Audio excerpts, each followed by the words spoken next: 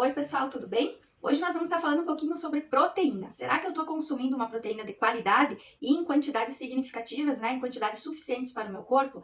Se eu optar por não consumir uma proteína do reino animal, como muitas pessoas hoje optam, né, mas eu estou consumindo uma proteína de qualidade, estou consumindo a quantidade adequada de proteína, então nós vamos estar falando um pouquinho, né, sobre esse caos que é a tal da proteína, né, hoje em dia, então também tem essa polêmica de proteína. A proteína tem que consumir carne, porque senão vai faltar proteína.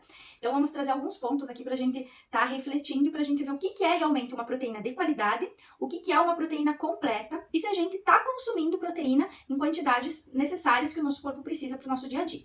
Primeiro, a gente precisa entender o que é uma proteína. Então, uma proteína, toda proteína ela é formada por aminoácidos. Então, vai ser um conjunto de aminoácidos que vai formar uma proteína. Então, são 20 aminoácidos que formam uma proteína. Peguei isso aqui para fazer uma demonstração, né, para vocês, para ficar mais fácil da gente entender. Então, vamos supor que aqui nós temos 20 desses quadradinhos aqui. Cada um é um aminoácido. Esses 20, em conjunto, eles se unem e formam uma proteína completa. Então, isso é uma proteína completa. É a junção dos 20 aminoácidos. Desses 20 aminoácidos, 9 deles a gente chama de aminoácidos essenciais. O que significa isso? Que é essencial a gente consumir eles através da dieta, porque o nosso corpo não produz. Então a gente precisa dar uma atenção maior para eles e a gente precisa consumir esses 9 aminoácidos através da nossa alimentação. Os outros 11 aminoácidos são chamados de aminoácidos não essenciais, porque o nosso corpo produz. A gente também vai consumir eles através da dieta, mas a gente não precisa dar tanta atenção para eles porque o nosso corpo produz esses aminoácidos. Então, quando a gente juntar esses 9 não essenciais com os 11 não essenciais, nós formamos 20 aminoácidos e nós vamos ter uma proteína. Isso que é uma proteína, isso que é uma proteína completa. Então, tem dois critérios que nos direcionam, nos dizem que é uma proteína, que nós temos uma proteína de qualidade. Primeiro, ela tem que ter quantidades significativas de aminoácidos essenciais. Então, ela vai ter que ter todos os aminoácidos essenciais, né, os 9, em quantidades significativas para que supram a nossa necessidade diária. E segundo, tem que ser uma proteína, né, de fácil absorção e de boa digestibilidade. Esses dois critérios, então, vão nos dizer se eu estou consumindo uma proteína de qualidade, né, uma proteína completa. Muito bem. Então, se nós pegar a proteína do reino animal, ela tem todos esses aminoácidos essenciais em boas quantidades. Por isso, né, a teoria, né, e que se fala tanto em prol, né, de que precisa consumir carne para ter a proteína, né? Porque a proteína está na carne, só está na carne. É focando nessa perspectiva. Então, porque analisando isso, por conta dos tais dos aminoácidos. Agora, se a gente for analisar um combo que vem junto com esse alimento, a gente vai saber, né, que a proteína de origem animal, ela nos traz várias coisas que não nos convêm. Eu não vou focar nela aqui agora, né? Mas ela é rica em gordura saturada, ela é do grupo, tipo a carne, né, do grupo dos carcinógenos, então a gente pode consumir no máximo, que a recomendação da Organização Mundial da Saúde é no máximo 100 gramas, né, de carne por dia por pessoa. Ela vai ser mais de difícil digestibilidade, né? Ela não tem nada de fibras. Então ela agrega aí uma série de coisas que tem pessoas que, por alguma causa ou outra, né, alguns optam até por conta da saúde, se já passaram por câncer, outros por causas animais, às vezes optam por não consumir proteína do reino animal. E daí fica aquela dúvida, mas e se eu não consumir a proteína do reino animal? Será que vai me faltar proteína? Será que eu estou conseguindo consumir a quantidade que eu preciso no reino vegetal? Então nós vamos entender isso agora, é por isso que eu estou fazendo essa aula. Então no reino vegetal, em todos os alimentos, nós temos também todos os aminoácidos. O que vai acontecer é que em alguns deles nós vamos ter um pouco menor quantidade de algum tipo de aminoácido. Por exemplo, os aminoácidos essenciais, que são aqueles que nós temos que consumir através da dieta, que são esses daqui. Então, esses 9 aminoácidos aqui, essenciais, nós temos que consumir através da dieta. Então, se nós pegar, eles estão mais presentes, né, em maior quantidade nos 3 grupos, dos cereais, das leguminosas e das oleaginosas. Os cereais, nós vamos ter todos os cereais, né? O arroz integral, a aveia, a quinoa, o amaranto, o milho e por aí vai. Aí nós vamos pegar as leguminosas, todos os grupos dos feijões, lentilhas. Então, feijão, lentilha, grão de bico, a soja e a ervilha. E as oleaginosas é todo o grupo das castanhas e sementes. Semente de abóbora, castanha de caju, castanha do Pará, macadâmia, nozes, gergelim, enfim, todas as sementes. Então, esses 3 grupos, cereais, leguminosas e oleaginosas, nós temos maior quantidade de aminoácidos essenciais que nós temos que consumir através da dieta. Claro que se a gente incluir muito o grupo das oleaginosas, a gente tem um ganho de caloria, né? Porque eles são muito mais calóricos, com muito mais quantidade de gordura. Então, às vezes, não convém a gente incluir muita quantidade das oleaginosas na dieta para atingir a quantidade, né, necessária de aminoácidos por conta da densidade calórica mesmo. Então, qual que é a orientação? A orientação é que a gente foque nos cereais e nas leguminosas, né? Só que nos cereais nós vamos ter todos os aminoácidos também, todos os essenciais, mas nós temos um em específico que é a lisina, que ele acaba tendo uma quantidade um pouquinho menor. Então a preocupação é com a tal da lisina, já que a maioria, né, da nossa alimentação, da alimentação mundial, enfim, é baseada em cereais. Então se a gente, né, consumir só a parte dos cereais, a gente fica um pouquinho defasado nessa parte desse aminoácido, da lisina. Então a gente tem que dar uma atenção melhor para ele.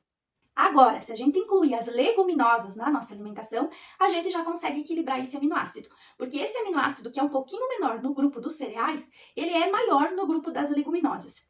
Por isso que quando a gente junta um cereal com uma leguminosa, a gente diz que dá uma proteína completa. Um prato de arroz com feijão vai dar uma proteína completa. Porque daí aquele aminoácido, que era um pouquinho menor quantidade no arroz, que é um cereal, mas ele é em maior quantidade no feijão, que é uma leguminosa. Então eles se equilibram. A gente juntando os dois, a gente vai ter a quantidade suficiente dos aminoácidos essenciais.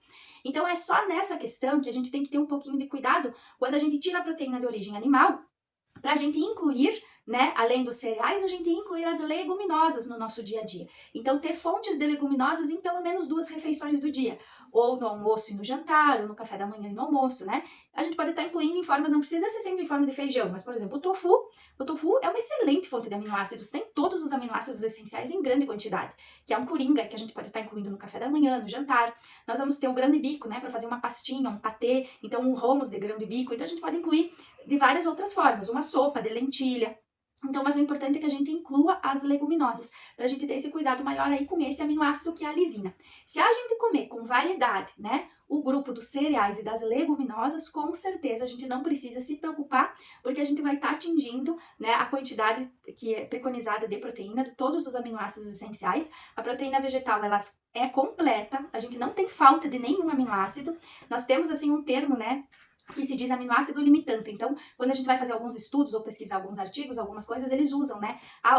Tal alimento tem aminoácido limitante. E nos dá a entender que aquele alimento não tem aquele aminoácido, mas isso não significa, aminoácido limitante não é que o alimento não tem o aminoácido em si. O que acontece é que eles pegaram a clara do ovo, né, e fizeram uma comparação, usaram ela como modelo. Então, por a clara do ovo ter todos os aminoácidos em grande quantidade e ela ser considerada excelente para animais, porque eles precisam dessa grande demanda por conta do crescimento das penas e do bico, que não é a mesma coisa que nós seres humanos, né? Então, eles pegaram a clara do ovo como modelo e eles comparam todos os alimentos com a clara do ovo. Então, a quantidade de aminoácidos daquele alimento com a quantidade de aminoácidos da clara do ovo. E daí que é usado o termo de aminoácido limitante. Quando aquele alimento ele não tem a mesma quantidade daquele aminoácido igual ao aminoácido da clara do ovo, é usado como se aquele alimento, né, tem aquele aminoácido limitante. Mas isso não significa que o alimento não tem o aminoácido. Só significa que ele tem em um pouco menor quantidade comparado com a clara do ovo. Então, a gente fica... Quando a gente começa a entender, a gente começa a ver, né, que essas teorias às vezes não tem nem muita lógica, muito fundamento. A gente começa a entender que o reino vegetal ele tem todos os aminoácidos essenciais, a gente consegue atingir isso com facilidade, com uma dieta balanceada, equilibrada, né, diversificada, desde que a gente coma todos os grupos, consuma todos os grupos. A única coisa que a gente tem que dar um pouquinho mais atenção é no aminoácido lisina, que se a gente não consumir o grupo das leguminosas, ele vai ficar um pouquinho mais baixo. Então, por isso que a gente precisa consumir as leguminosas. Então, eu queria mais ou menos colocar isso para vocês, né, pessoal, para a gente ver que quando a gente come, então quando a gente equilibra, também é importante falar que a gente não precisa consumir na mesma refeição, porque consumindo nas 24 horas, o nosso corpo busca, ele sintetiza, então ele vai buscar, né, e vai juntar os aminoácidos. Então, se de manhã eu comi só cereal e de meio-dia eu comi só leguminosa, não tem problema, porque o meu corpo busca, né, e sintetiza isso. Agora, o importante é que eu consuma aí o grupo das leguminosas juntamente com os cereais. Então, eu vou ter uma proteína completa, de excelente qualidade, que inclusive que tem todos os aminoácidos essenciais, da mesma forma que a proteína animal, mas que me traz uma série de outros benefícios que a animal não traz, como a quantidade de fibras, de fitoquímicos. Então, o combo ela não tem gordura saturada, né? As gorduras geralmente são as mono e as poliinsaturadas, que são as melhores gorduras que tem. Então, ela não vai ter aquele combo de malefícios que a outra tem. E ao contrário, né? Muitos benefícios. Então, se a gente saber adequar a nossa alimentação, a gente consegue sim consumir fontes de proteína de qualidade de forma segura, consumindo a proteína do reino vegetal. Até a próxima aula, pessoal. Se você tem interesse em se aprofundar nesses assuntos, né, em saber mais, eu tenho um canal por assinatura que se chama Beabá. Lá a gente adiciona conteúdo semanalmente ou quinzenalmente atualizados e tem tudo que é de melhor na parte de nutrição, culinária, participação especial em yoga e meditação. Por um valor praticamente simbólico aí, né? Menos de R$ 1 por dia, R$19,90 mensais. Você pode se tornar assinante e cancelar assim que você desejar, sem problema nenhum. Ainda a gente tem mais todo o suporte de materiais, como e-books, apostilas, tem muito conteúdo lá dentro mesmo. Se alguém tiver interesse para assinar, né, participar, fazer parte da nossa comunidade, o link está na descrição desse vídeo. Até a próxima aula. Tchau!